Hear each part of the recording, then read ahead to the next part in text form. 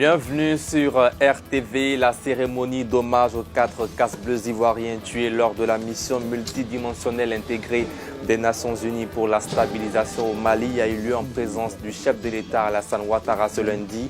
Ces 4 soldats ont été faits à titre posthume, chevaliers de l'ordre national. Les insignes de leur honneur ont été remis à leurs familles respectives par le chef de l'État. L'ex-ministre des Affaires étrangères Marcel Amontano présente ses excuses au président Alassane Ouattara. Vous le verrez dans ce journal.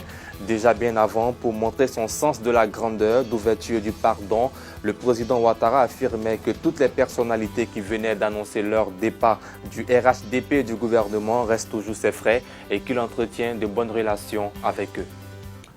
Dans ce journal, nous avons un invité, M. Lassina Diarra. Bonjour. Bonjour, monsieur. Vous êtes chercheur spécialiste du terrorisme en Afrique de l'Ouest, en poste au Centre stratégique de sécurité Sahel-Sahara, auteur de 2 œuvres, Terrorisme international, la réponse de la Côte d'Ivoire, et la CEDEAO face au terrorisme transnational, mécanismes et stratégies de lutte. Avec vous, nous aborderons dans quelques minutes des questions liées au terrorisme dans la sous-région ouest-africaine.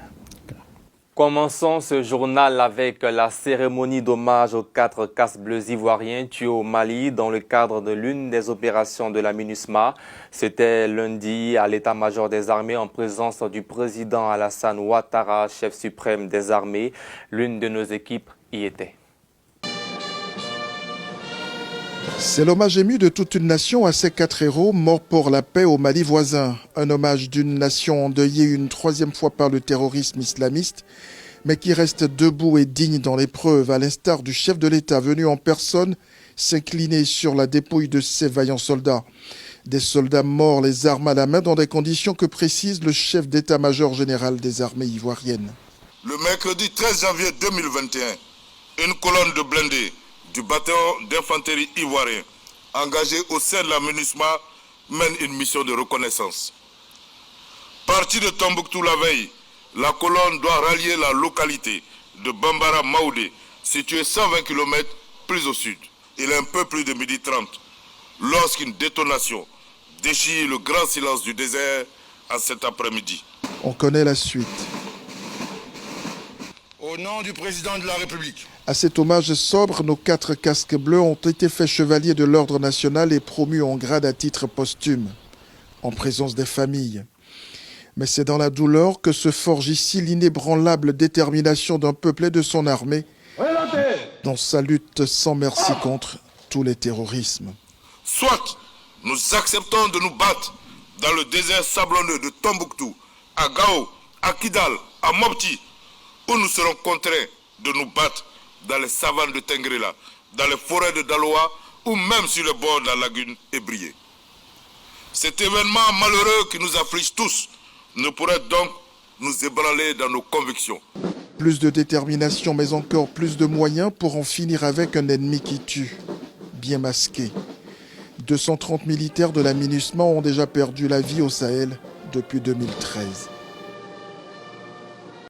Ces 4 soldats tombés ont été promus au grade supérieur à titre posthume par Ahmed Bakayoko, Premier ministre, ministre de la Défense, qui a ensuite remis leur insigne à leurs parents. En outre, ils ont été faits chevaliers de l'ordre national comme le veut et la tradition militaire. C'est le général de corps d'armée Lassina Doumbia, chef d'état-major des armées, qui a prononcé l'oraison funèbre et a loué le courage de ces héros de la nation. Il n'y a pas meilleure mort que celle qui est la vôtre. Mourir au combat, mourir au champ d'honneur, mourir l'arme à la main, mourir dans l'accomplissement de son devoir, au nom de la Côte d'Ivoire, au nom de la paix en Afrique. Quel privilège! Vous êtes nos héros pour le sacrifice consenti au chevet d'un pays frère, pour avoir été volontaire pour cette mission au Mali, pour avoir été sélectionné parmi plusieurs pour faire partie de ce bataillon, pour en avoir suivi 3 années durant tous les modules de formation, pour vous être comportés depuis votre déploiement à Tombouctou comme de véritables soldats de la paix, soucieux du bien-être et de la sécurité des populations de votre zone de responsabilité, sans jamais rechigner devant les missions aussi difficiles les unes que les autres. Adieu frères d'armes. Adieu les gars. Que Dieu apaise la douleur de vos familles et nous aide à être dignes de votre sacrifice. Après la décoration à titre posthume et la promotion au grade supérieur de ces 4 soldats, malgré la douleur et l'émotion, les membres des 4 familles de ces soldats de paix se sont exprimés à notre micro. Les familles sont fières de leurs 4 héros. C'est vrai que toutes les morts se valent, mais celle qui se fait dans la dignité et la reconnaissance de toute la République et toute l'Afrique et même l'humanité en ce qu'elle a de unis, c'est-à-dire les Nations Unies, quand une mort se fait dans ce cadre, honoré par tout ce monde, nous pouvons être fiers. C'est vrai, cela ne remplace pas notre fils, mais elle nous montre que notre fils n'a pas vécu inutilement et qu'il n'est pas mort pour rien. Il était tout pour ma maman. Depuis mon père est décédé, il était l'espoir de ma maman. C'était notre espoir. C'était notre espoir, il faisait tout pour nous, c'était notre grand frère. Il a fait 5 mois là-bas, il lui restait 1 mois pour rentrer au pays, donc on l'attendait à bras ouverts. J'ai pris le tout puissant, Allah, que Dieu l'accorde son paradis, que Dieu l'accorde son paradis. Je suis fier de lui. Je suis fier de lui. Je suis fier de lui très bien. Dès qu'il a donné son sang pour notre pays, il a donné son sang pour la paix, il a donné son sang pour nos sous-régions. D'abord, c'est le travail, il a perdu la vie là-bas. Vraiment, c'est un honneur pour nous. Peut-être que lui-même, il cherchait ça depuis fort longtemps, mais malheureusement, c'est à sa mort qu'on lui donne ses honneurs. C'est un souvenir d'un homme fort, un homme brave, un homme qui est mort pour son pays, pour toute la nation ivoirienne, pour la paix, et ça nous réconforte une fois de plus. En bref, l'actualité politique en Côte d'Ivoire, c'est aussi le message d'excuse de Marcel Amontano au président Alassane Ouattara.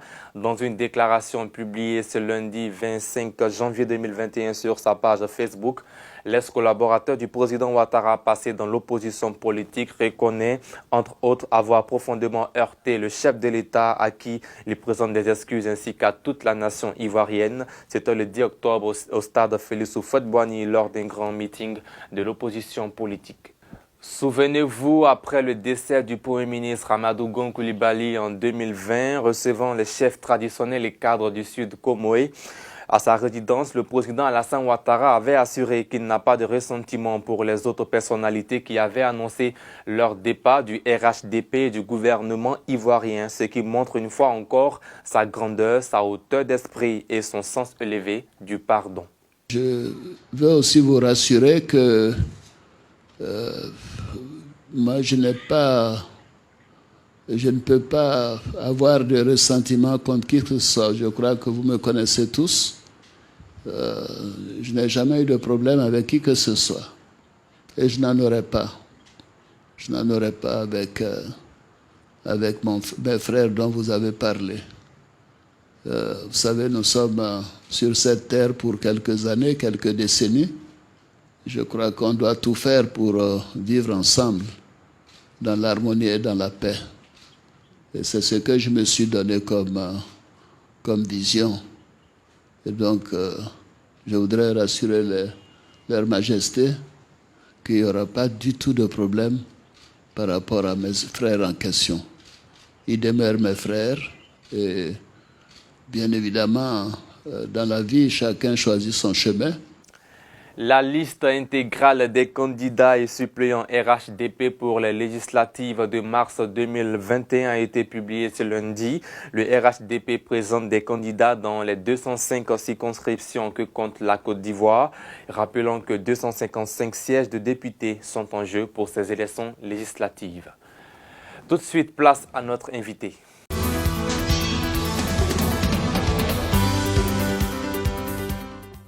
Nous sommes maintenant avec M. Lassina Diarra, chercheur spécialiste du terrorisme en Afrique de l'Ouest. Ce lundi, la nation ivoirienne a rendu hommage aux 4 casques bleus ivoiriens de la mission multidimensionnelle intégrée des Nations Unies pour la stabilisation au Mali, MINUSMA, mort à Tombouctou suite à une attaque terroriste. La Côte d'Ivoire a perdu 4 de ses valeureux fils. Quel état des lieux sécuritaires dresse-t-on dans cette région? Oui, il faut dire que le Mali connaît aujourd'hui une crise politique et une crise sécuritaire aussi difficile. Aujourd'hui, ce qu'on note, c'est que la crise sécuritaire est plus concentrée au centre et au nord de ce pays. Alors, au centre, vous avez un certain nombre de groupes terroristes qui se manifestent et qui multiplient chaque fois et qui se métamorphosent. Alors, par exemple, le groupe de soutien à l'islam et aux musulmans. Donc, c'est un groupe terroriste affilié à Al-Qaïda et qui aujourd'hui constitue l'un des groupes les plus sophistiqués et l'un des groupes les plus armés et puis les plus dynamiques en fait dans cette localité.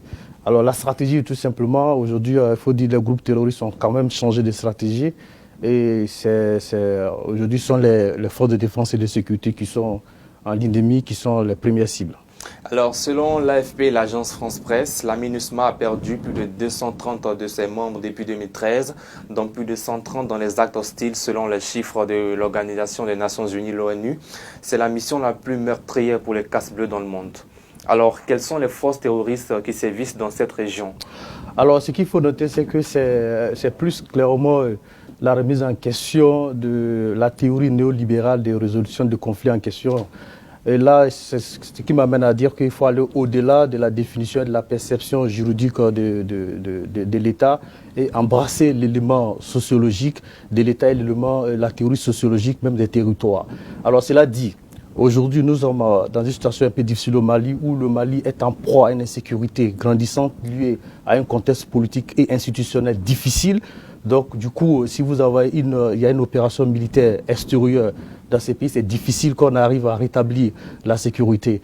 Alors ce qu'on veut dire, c'est que au nord du Mali, vous avez plusieurs groupes et maintenant les groupes terroristes qui sont clairement identifiés sont de deux tendances. Il y a la tendance Al-Qaïda incarnée par le groupe de soutien à l'islam et aux musulmans dirigé par Iyad Agali. Et il y a également l'État islamique au Grand Sahara, et donc dirigé par Abou Sarawi Adnan, un transfert du mouvement pour l'unité, le djihad en Afrique de l'Ouest. Donc voilà un peu la configuration de ces groupes terroristes que nous avons, mais il faut dire que ce sont des groupes qui se multiplient, il faut dire également que ce sont des groupes qui se créent par rapport à la théorie de décentralisation d'Abou Moussa al-Souroui qui parle de la multiplication et la création des cellules autonomes et autodictates de ces groupes-là. L'objectif, c'est de gouverner. L'objectif, c'est d'embraser toute l'Afrique de l'Ouest et voire même l'Afrique tout entière. Mais malgré les moyens des forces internationales, nous n'arrivons toujours pas à bout du terrorisme islamiste. Comment se fait la coopération entre les forces antiterroristes dans cette région si vaste? Oui, c'est compliqué, mais je crois qu'au niveau de la coopération, les choses ont quand même un peu évolué depuis en janvier dernier, janvier 2020. Il y a eu le sommet de Pau où certaines clarifications ont été apportées. Il faut dire que c'est difficile parce que les États qui sont engagés dans cette lutte contre ces terroristes n'ont pas forcément les mêmes approches, les mêmes analyses de la menace terroriste. Et la menace terroriste, effectivement, sur les divisions internes et même entre les États. Et donc, ça va être compliqué en termes militaires, c'est-à-dire que cette approche militariste est très difficile pour combattre le terrorisme.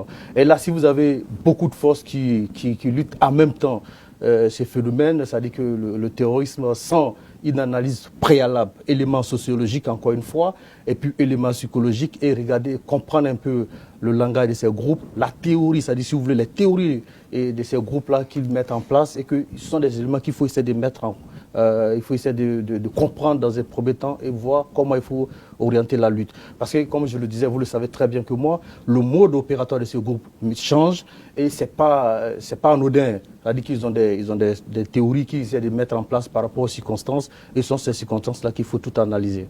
La Côte d'Ivoire a connu 2 attentats, l'attaque de Grand Bassam en 2016 et l'attaque du poste mixte de Kafolo en 2020. Est-ce que le pays est à l'abri d'autres attaques?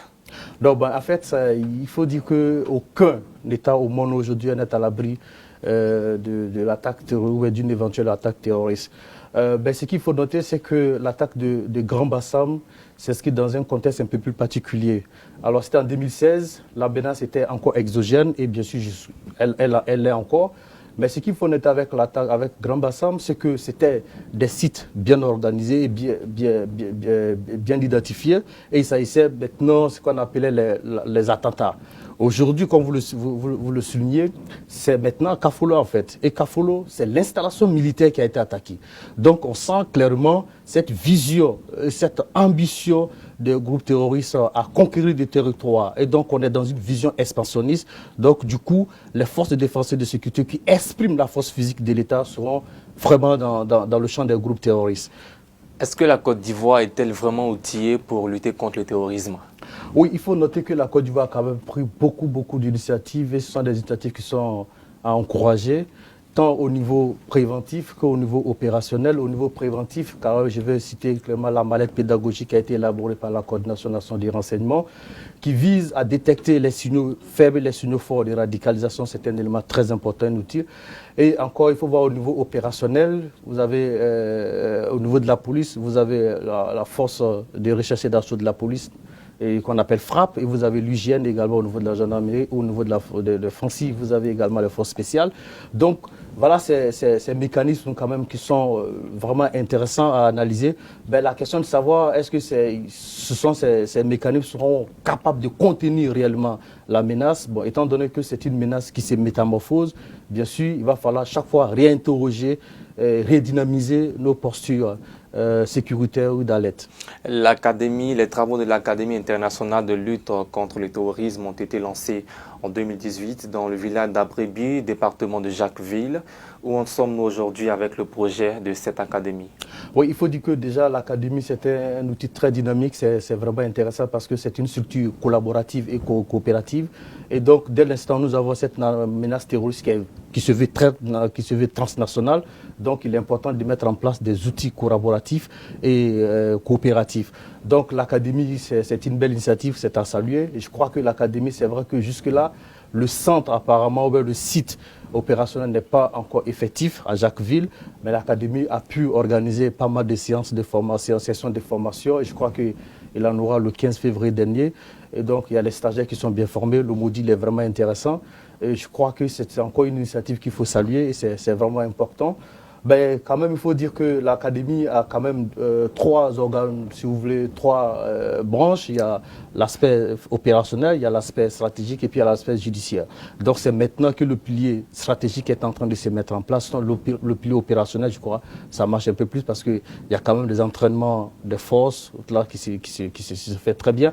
Donc c'est le pilier stratégique qui est en train de se mettre en place. Et là, je crois qu'il y a une étude qui est en cours à ce moment-là. Et donc je crois que peut-être dans les jours à venir, dans les mois à venir, l'académie pourra effectivement mettre en place son pilier stratégique. Merci M. Lassina Diarra. Je vous remercie. C'est la fin de cet entretien, c'est la fin également de ce journal. Je rappelle que vous êtes chercheur spécialiste du terrorisme en Afrique de l'Ouest. Je vous donne rendez-vous vendredi prochain pour une autre édition du journal sur RTV.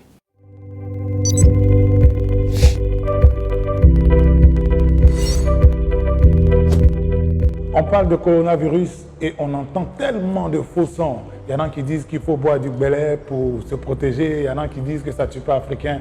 La réalité, c'est qu'il faut adopter les gestes barrières pour se protéger soi-même et protéger ceux qu'on aime. C'est ça le vrai son.